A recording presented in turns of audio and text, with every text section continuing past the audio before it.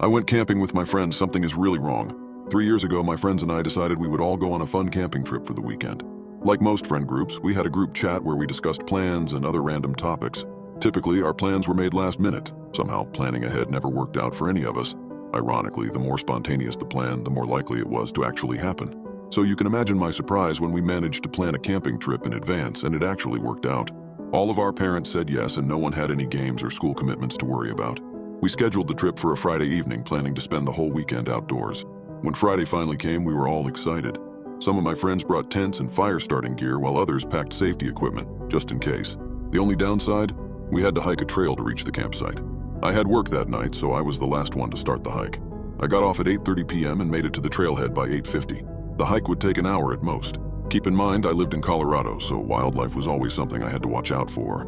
But little did I know, wildlife would end up being the least of my concerns.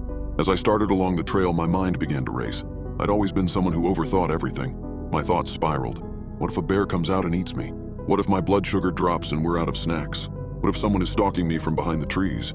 Eventually, those thoughts faded, and I found myself more focused on the music playing through my headphones. As I kept walking, I realized my blood sugar was actually starting to drop. I stopped for a quick snack break and sat down to rest. I've been a type 1 diabetic since birth, ever since I was 18 months old. When my pancreas decided to retire early, my life has revolved around managing sugar intake. All that really did was turn me into a sneaky kid who constantly found ways to sneak sweets. Sometimes I wonder what it would be like to be normal. But then again, this is my normal. I don't have a single memory of life without diabetes. If anything, not having it would feel abnormal to me. Maybe I wouldn't be the punching bag of the group if I didn't have it. Maybe my mom wouldn't carry so much guilt over it. Either way, there's not much I can do. It's just the shitty hand I was dealt. Once my blood sugar was back at a reasonable level, I stood up and continued down the trail.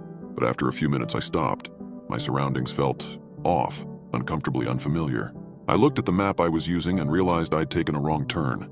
I had been walking in the wrong direction for nearly the entire hour this hike was supposed to take. A chill crept through me.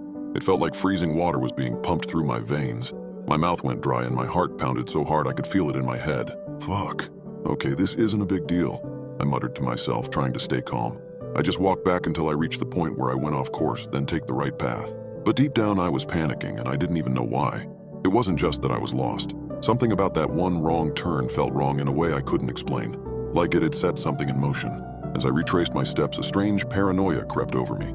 I started walking more quietly. I pulled out my headphones and tried to suppress every sound I made, moving quickly but silently, like something might be listening. As I started walking, I began to notice something strange. Why are there two sets of footsteps? I wasn't imagining it. I could clearly hear it. It wasn't subtle.